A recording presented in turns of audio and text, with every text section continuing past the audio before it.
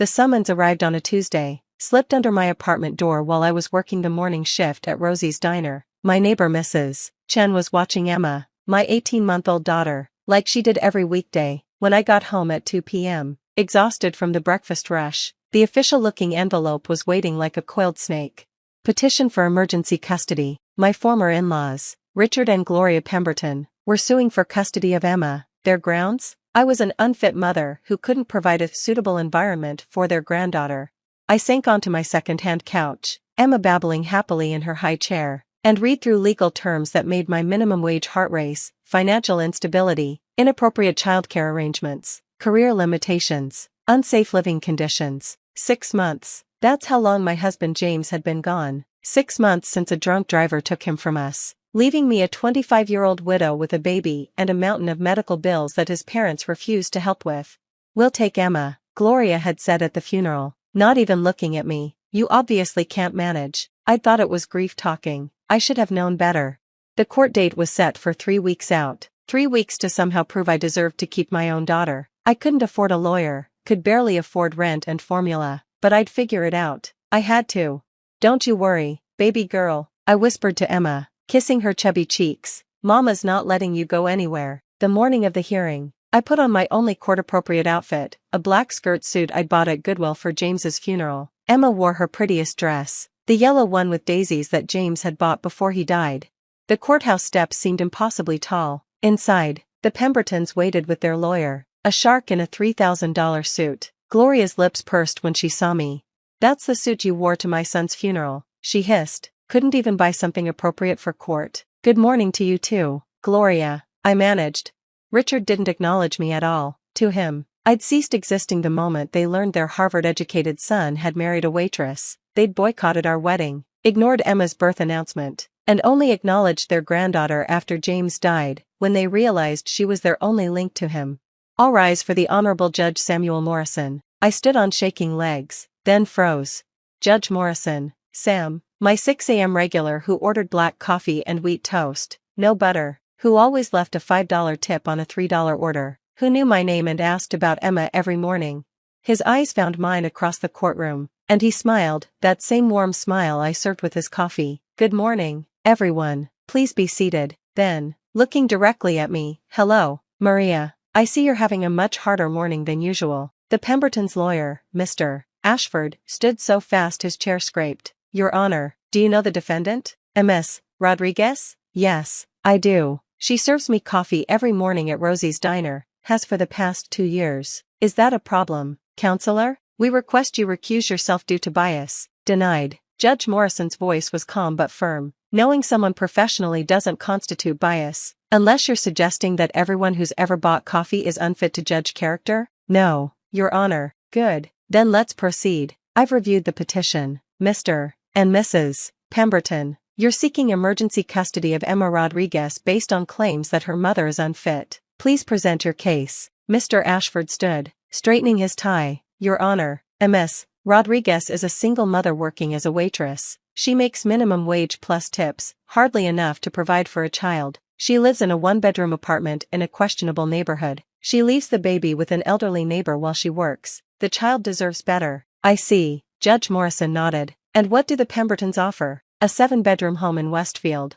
private schools, a full-time nanny, every advantage their granddaughter deserves as James Pemberton's heir." "Interesting." The judge turned to me. "Ms. Rodriguez, do you have representation?" "No, Your Honor, I couldn't afford." "That's quite all right. Tell me about your arrangements for Emma." I stood, my voice shaking at first, then growing stronger. "I work 5 days a week, 5 a.m. to 2 p.m. Mrs. Chen watches Emma. She's not just my neighbor, she's a retired pediatric nurse who raised 4 children. She charges me half what any daycare would because she loves Emma." "And your financial situation?" "I make ends meet. We have food, shelter, healthcare through the restaurant." "No, I can't buy her designer clothes or fancy toys, but she's loved, Your Honor. She's happy." Gloria scoffed loudly. Judge Morrison's eyes sharpened. "Mrs. Pemberton, do you have something to add?" "That girl trapped our son," Gloria burst out. "Got pregnant to force him to marry her. Now she's keeping our granddaughter in poverty out of spite." "I loved James," I said quietly. "We loved each other." "Love?" Richard finally spoke. "You destroyed his future."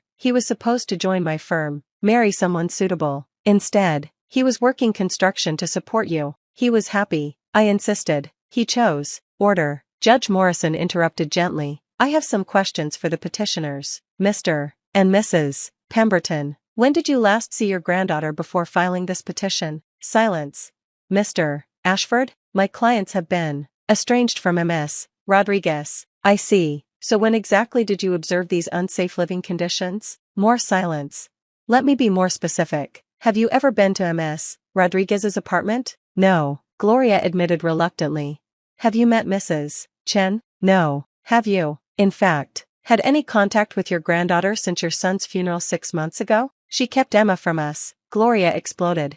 I pulled out my phone. Your Honor, may I? At his nod, I scrolled through messages. Text to Gloria. 2 weeks after the funeral, Emma took her first steps today. Would you like to visit? No response. Email 3 months ago. Emma's first birthday is next week. You're welcome to come. No response. Voicemail last month. Emma said Gamma today. I think she'd love to meet you. No response. You were probably coaching her to call you Mama. Gloria sneered. We know your type. My type? I felt my spine straighten. What type is that? Gloria? Your Honor, Mr. Ashford intervened. My clients are prepared to offer Ms. Rodriguez generous visitation. Visitation? Judge Morrison's eyebrows rose. With her own daughter? How magnanimous. Tell me, counselor, what makes a parent unfit? Well, financial instability, inadequate housing. Is poverty a crime, Mr. Ashford? No, but, is working an honest job to support your child neglect? Of course not, but, then what, exactly, makes Ms. Rodriguez unfit? Because from where I sit, I see a young widow working hard to provide for her daughter. I see a mother who sought appropriate childcare. I see someone who repeatedly tried to include the grandparents in the child's life, only to be ignored until they decided they wanted the child without the mother. He turned to me. Maria, tell me about yesterday morning. I blinked, confused. Yesterday? Yes. You served me coffee at 6:07 a.m. You looked tired. Tell me why. Emma was teething. She kept us both up most of the night. And yet you were at work. On time. Pleasant and professional as always. What did you talk about while pouring my coffee? I smiled slightly. You asked about Emma. I showed you a picture of her with her new toy, a second-hand piano she loves to bang on. And what did you tell me about your plans? That I'm saving for community college. I want to become a paralegal. Mrs. Chen will watch Emma during evening classes. Judge Morrison nodded. I've been watching you for 2 years. Maria, every morning, no matter how tired, how stressed, how grief-stricken after your husband's death, you show up, you work, you smile, you ask about everyone else's problems while managing your own. He looked at the Pembertons. You want to know what makes a fit parent? It's not money or mansions or private schools. It's showing up.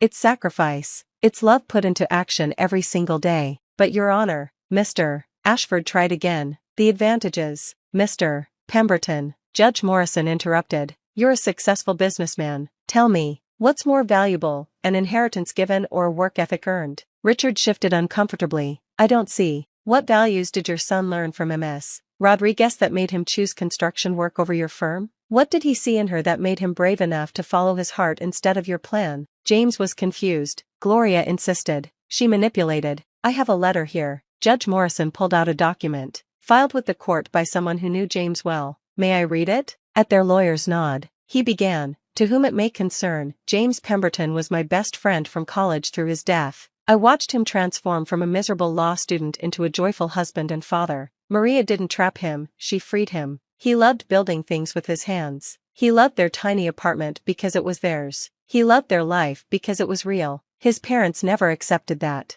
Now they want to steal what they couldn't control. Don't let them. Kevin Chen, no relation to the babysitter. The Pembertons were pale now, but Judge Morrison wasn't finished. One more question for you, Mr. and Mrs. Pemberton. What does Emma call her stuffed elephant? They looked at each other blankly. Ms. Rodriguez? Mr. Peanuts, I said immediately, because James bought it from a street vendor who was selling peanuts too. She won't sleep without him. What's her favorite food? Again, blank stares from the Pembertons. Mashed sweet potatoes, I answered, but only if I make airplane noises. When did she start walking? Silence. 10 months, 3 days. She walked to James's picture on the mantel. Judge Morrison leaned back. I've heard enough, Mr. and Mrs. Pemberton. You don't know your granddaughter. You know she exists. You know she's your last link to your son, but you don't know her. You see her as a possession to be acquired, not a child to be loved. That's not, Gloria started. You had 6 months to be grandparents. Instead, you waited until you thought you could eliminate her mother and take her. That's not love, that's control, he continued. Ms. Rodriguez, you've shown that despite limited financial resources, you provide Emma with stability, love, and appropriate care. Being a waitress doesn't make you unfit. Being widowed doesn't make you incapable. Being poor doesn't make you unworthy. Your Honor, Mr. Ashford made one last attempt. Surely some arrangement. Oh, I agree, which is why I'm ordering the following. Petition for emergency custody is denied. Ms. Rodriguez retains full custody of Emma Rodriguez. However, grandparents can be a valuable part of a child's life. If the Pembertons wish to develop a relationship with Emma, they may have supervised visitation every other Saturday, 2 to 5 p.m., at Ms. Rodriguez's discretion. Supervised? Richard sputtered. By Ms. Rodriguez, you've shown you don't respect her as Emma's mother. Until you do, you don't get unsupervised access to Emma. Furthermore, if you wish to contribute to Emma's future, you may establish a college fund in her name, accessible only when she turns 18, but any financial support does not grant you additional rights or influence over her upbringing. Gloria was crying now, angry, bitter tears. You can't do this. I can and I have. Ms. Rodriguez, do you have any questions? No, Your Honor, thank you. Don't thank me. Thank yourself for being the mother Emma needs. Court is adjourned. As everyone filed out, Judge Morrison caught my eye. Maria? Same time tomorrow? Black coffee, wheat toast, no butter, I confirmed, holding Emma close. And pictures of Emma, I hope. My wife loves hearing about her milestones. Outside the courthouse, the Pembertons and their lawyer huddled in defeat. Gloria approached me one last time. This isn't over, she hissed. Yes, it is, I said firmly, but it doesn't have to be. I've never wanted to keep Emma from you. I want her to know her grandparents, but as her grandparents, not as her owners. When you're ready for that, you have my number. 6 months later, they called. It started slowly, awkward Saturday visits where Gloria learned to hold Emma properly and Richard discovered his granddaughter's infectious giggle. They watched me make those airplane noises with sweet potatoes. They learned about Mr. Peanuts and teething and how Emma liked to dance to the oldie station. Gradually, they began to see what James had seen, not a gold digger or a trap, but a young woman doing her best, a mother who'd choose love over money every time. The college fund they established grew quietly in the background, but more importantly, Emma grew up knowing her grandparents, flawed, human, but trying. And every morning at 6:07 a.m., Judge Morrison got his black coffee and wheat toast with a side of Emma stories, because sometimes the best justice isn't about law books and precedents. Sometimes it's about recognizing that a waitress who shows up every day, loves fiercely, and dreams of paralegal classes is exactly the kind of mother every child deserves. You know, Judge Morrison told me years later when Emma started kindergarten, that morning in court, I asked about the elephant's name because I already knew the answer. You'd told me the week before, complete with a picture of Emma hugging Mr. Peanuts. Why ask then? Because anyone can claim to love a child, but only a real parent knows their stuffed elephant's name and the story behind it. Money can't buy that kind of love, Maria. It never could. He was right. It couldn't. But love, real love, the showing up everyday kind, that could buy everything that mattered. Even justice.